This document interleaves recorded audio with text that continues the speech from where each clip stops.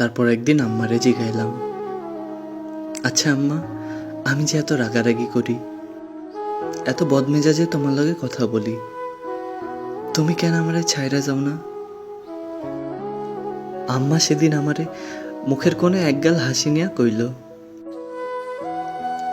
যদি ছাইরা যাওয়াই সব হইতো তাইলে তোর বাবারে কবেই তো ছাইরা যাইতাম। তারপর আমি আম্মারে জিগাইলাম, আচ্ছা আম্মা, তুমি কি বাবারে অনেক ভালোবাসো? আম্মা মুখের কোণে একগাল হাসি নিয়া কইল,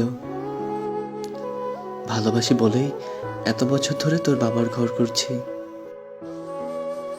তারপরে আম্মারে কইলাম, সবাই আমারে ছাইরা গেছে, শুধু তুমি আমারে ছাইরা যাও নাই, তাই তোমারে জিজ্ঞেস করতে বড়ই স্বাদ হইল মনে।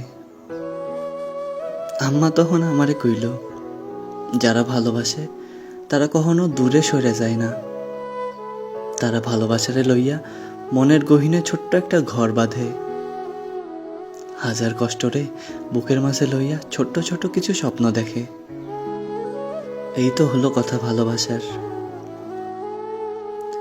যদি ভুল কইরাও, ভুল বুঝাও কেউ দূরে সইরা যায়, তবে যে মৃত্যু ছাড়া পথ নাই বাঁচার।